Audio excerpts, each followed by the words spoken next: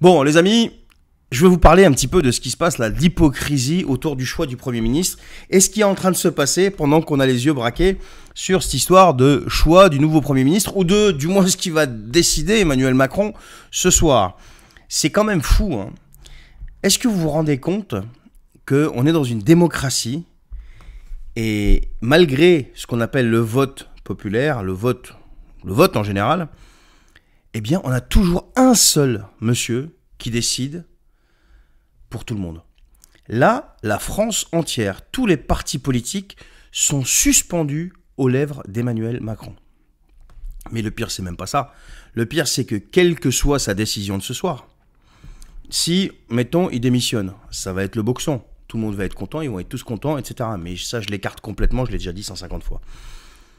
Si il décide de nommer un Premier ministre, mais quel que soit le Premier ministre, que ce soit un Premier ministre de gauche, que ce soit un Premier ministre de droite, du Rassemblement national, peu importe, le Premier ministre qui sera nommé sera censuré automatiquement d'une manière ou d'une autre.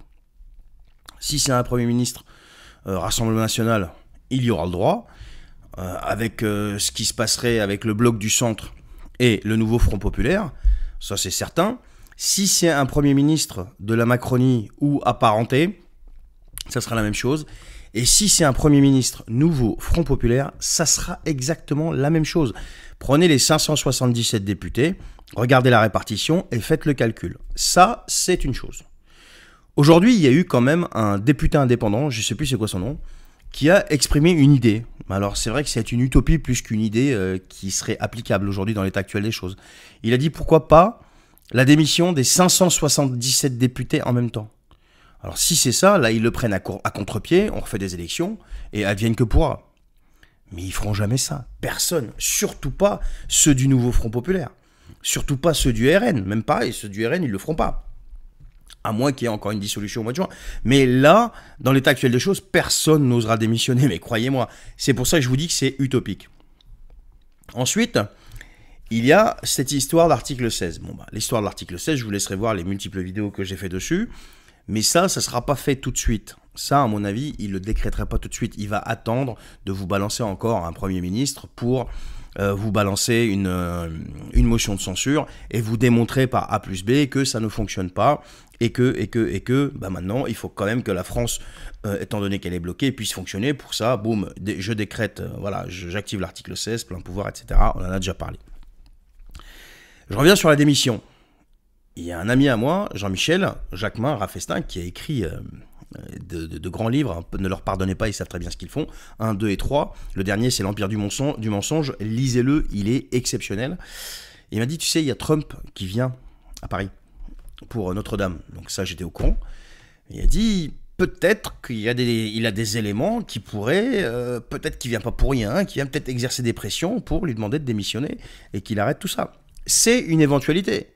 Mais je doute, moi j'ai des doutes là-dessus, hein. Je ne pense pas que ça va se faire comme ça, mais j'ai des doutes là-dessus. Mais il y a aussi autre chose. Autre chose, c'est qu'il pourrait nommer un type comme François Bayrou.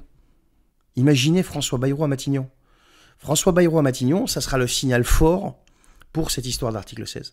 Pourquoi le signal fort? Parce que c'est quelqu'un qui n'existe quasiment pas dans le champ politique. Ils sont totalement, lui et ses députés, absorbé par la Macronie. C'est quelqu'un qui a été utilisé, malmené par la Macronie. Et même avant que Macron arrive, ce monsieur, François Bayrou, quand il se présentait aux élections, il faisait 6, 7, 8%, je ne sais plus combien il faisait. Il n'était pas représentatif, si vous voulez, au niveau national pour pouvoir justement exercer cette fonction. On a aussi Ségolène Royal qui s'est déclaré. Ségolène Royal, c'est pareil. Je doute fort que le nouveau Front populaire fasse consensus sur Ségolène Royal, étant donné qu'ils ont des dissensions à l'intérieur de leur rang. Donc, ces noms de Premier ministre qui circulent, ils ne sont pas plausibles, à part Bayrou, si. Mais si Bayrou il est nommé, ça sera justement pour justifier ce qui va arriver après. Mais quel que soit le Premier ministre qu'il nommera, hein, de toute façon, ce sera comme ça. Bon, Royal, je l'écarte complètement. Elle rêve, elle l'a déjà proposé en septembre. Là, elle se repropose là, mais ça ne marchera pas. Mais pendant qu'il y a tout ça, là, qui est en train de se passer, là, enfin, qu'on est préoccupé par tout ça, qu'est-ce qui est en train de se passer? Il y a le Mercosur. Le Mercosur, oui. Le Mercosur, Ursula von der Leyen a dit dans un article aujourd'hui qu'elle voulait absolument que le Mercosur soit signé, que l'accord soit signé. Et rappelez-vous, la semaine dernière ou celle d'avant, le président brésilien, donc Lula, il a dit de toute façon, quoi qu'il arrive, c'est pas la France qui va décider de la signature ou pas du Mercosur, ça va être directement l'Union européenne, enfin la Commission européenne, via Madame Ursula von der Leyen. Donc ça, c'est en train de se passer sous nos yeux là. Là, c'est là, pendant qu'on est préoccupé. Et ce qui est tout à fait logique et normal qu'on soit préoccupé par la situation politique en France, parce que t'aimes la politique ou pas, c'est ce qui régit ta vie aujourd'hui. Voilà. Mais à côté de ça, il se passe quoi? On a des agriculteurs aussi qui sont dehors. On a des agriculteurs qui sont dehors. Même si la ministre de l'Agriculture a trouvé un accord, je sais pas quoi, avec les syndicats les plus représentatifs ou je sais pas quoi, donc la FNSEA pour pas les nommer, et Monsieur Rousseau, qui, tout le monde connaît son pédigré, si tu le connais pas, vas-y, va gratter un peu, tu vas voir, tu vas être surpris. Et tu vas même être choqué. Enfin, pas trop. Si tu fais la liaison avec Emmanuel Macron, tu seras pas choqué. Donc il y a aussi les agriculteurs qui sont dehors et qu'on est en train d'invisibiliser complètement. Et en plus de ça, on va signer le Mercosur dans leur dos, tout en les invisibilisant. Et à côté de ça, Emmanuel Macron, il est en train de nous occuper. Il est en train d'entretenir un suspense. Et il est en train d'essayer de vous travailler, de détourner l'attention en entretenant ce suspense. Et là, ce soir, il va vous cracher Savalda. Et ça va continuer, ça va continuer. Donc, on va être préoccupé par ce qui va se passer à l'Assemblée nationale. Et en plus de ça, les députés, ils alimentent tout ça, la panneau, du côté du Rassemblement national. Donc, l'Assemblée nationale est devenue tellement une série Netflix qu'on est préoccupé par ça et on n'est pas préoccupé par le plus important qui est aujourd'hui. Le plus important, c'est ces accords de libre-échange, c'est le Mercosur, c'est la mort programmée de nos agriculteurs. C'est ça qui est le plus important aujourd'hui. Et ça, tout le monde en a rien à foutre. Pourquoi? Parce que les médias n'en parlent pas.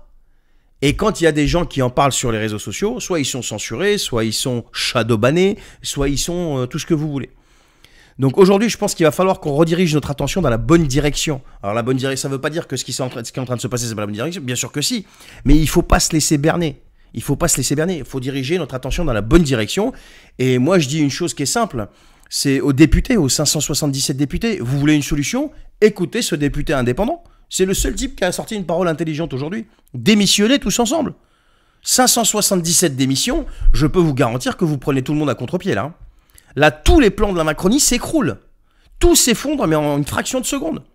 Et là, vous montrerez au peuple français qui vote pour vous, qui vous place à ces postes, sur ces sièges, que vous êtes là vraiment pour le servir et pas vous servir. Démissionnez. Pourquoi vous ne démissionnez pas ? Pourquoi vous voulez pas faire cet acte courageux, en fait, de poser vos démissions sur la table et qu'on reparte vers des élections anticipées? Vous l'empêcherez d'activer l'article 16, vous l'empêcherez de nommer qui veut un Tartuffe en Premier ministre, et vous l'obligerez à enfin respecter la Constitution. Il faut, à mon sens, écouter ce député. C'est vraiment la seule parole intelligente que j'ai entendue aujourd'hui. Voilà, c'était une petite discussion comme ça, la petite discussion du soir, les amis. Si vous avez aimé cette vidéo, partagez-la. Si vous êtes d'accord avec moi ou pas d'accord avec moi, on peut discuter bien sûr en toute courtoisie, parce que tout ce qui est non courtois, je shoot direct, les modérateurs shoot direct. Et puis voilà. Allez, si vous n'êtes pas abonné, abonnez-vous, commentez, likez, partagez. Et moi, je vous dis, allez, à demain pour une autre petite discussion comme ça. On prendra un thème, le thème du jour. Je pense que ça va être l'histoire du Premier ministre ou les discussions de les annonces de Monsieur Macron ce soir. Allez, salut, à la prochaine, ciao.